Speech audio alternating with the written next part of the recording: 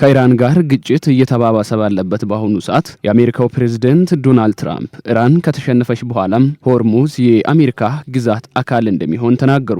አርብ ዕለት በኒውዮርክ ለደጋፊዎቻቸው ንግግር ያደረጉት ትራምፕ አሜሪካ በቅርቡ ለዓለም የነዳጅ የተፈጥሮ ጋዝና የማዳበሪያ አቅርቦት ወሳኝ የሆነውን የሆርሙዝ የባህር መስመር የግዛቷ አካል እንደምታደርግ ገልጸዋል። አሁን ላይ ከፍተኛ ሽንፈት እያጋጠማት ያለችውን ኢራንን ድል አድርገን ከጨረስን በኋላም በቅርቡ የሆርሙዝ ወሽመጥን የአሜሪካ ግዛት አድርጌ አውጃለሁ ሲሉ ትራምፕ በኒውዮርክ ግዛት ጋርደን ሲቲ በሚገኝ የፖሊስ አካዳሚ በተደረገ ስብሰባ ላይ ተናግረዋል። ይህ እውነት ነው ሲሉ አክለዋል። ትራምፕ አርብ ዕለት ንግግር ባደረጉበት ወቅት የሆርሙዝ ወሽመጥ በመዘጋቱ ምክንያት ስለጨመረው የነዳጅ ዋጋ አስተያየታቸውን የሰጡ ሲሆን አሜሪካውያን ተጨማሪ ክፍያ መክፈላቸውን መቀበል አለባቸውም ብለዋል። የፕሬዝዳንቱ ንግግር ከ5 ወር በላይ በቆየው የኢራን ጦርነት ላይ ዋሽንግተን የፖሊሲ ለውጥ ስለማካሄዷ ወይም ታስቦበት የተሰነዘረ አስተያየት ስለመሆኑ ምንም የታወቀ ነገር የለም። የኢራን ምክትል ውጭ ጉዳይ ሚኒስቴር ካዜም ጋሪባባዲ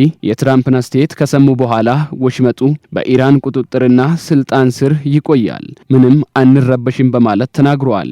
አሜሪካና እስራኤል የካቲት 21 2018 ዓ.ም በጋራ በመሆን ኢራን ላይ ጦርነት ካወጁ ወዲህ የሆርሙዝ ወሽመጥ በቋሚነት ተዘግቷል። አሜሪካና ሌሎች የአገሪቱ ከፍተኛ ባለስልጣናት የኢራን ጦር በጀመረበት ወቅት የአገሪቱን የኒውክሌር ፕሮግራም ማስቆም ዋነኛ ዓላማቸው መሆኑን ሲናገሩ ነበር። ኢራን በበኩሏ ለሚፈጸምባት ድብደባ በባህረ ሰላጤው ሀገራት የሚገኙ የአሜሪካ ጦር ሰፈሮችን እንዲሁም በወሽመጡ በኩል የሚያልፉ ነዳጅ ጫኝ መርከቦችን በማጥቃት ምላሽ ሰጥታለች። አሜሪካ ወደ ኢራን ወደቦች የሚገቡና የሚወጡ መርከቦችን እንቅስቃሴ የገደበች ሲሆን የሁለቱ ሀገራት መካረር የዓለም ነዳጅ ዋጋ ቅናሽ እንዳያሳይ አድርጎታል። በሰኔ ወር አሜሪካና ኢራን ወታደራዊ እርምጃዎችን የሚያስቆም የመግባቢያ ሰነድ ቢፈራረሙም ከጥቂት ሳምንታት በኋላ ፈርሶ ጦርነቱ ዳግም አገርሽቷል። ትራምፕ አርብ ዕለት የአገሪቱ ሕግ አውጪዎች በተሰበሰቡበት ባደረጉት ንግግር ኢራን ወደቦች ላይ የጣሉት እገዳ ማንም ልጥሰው የማይችል መሆኑን በመግለጽ አወድሶታል።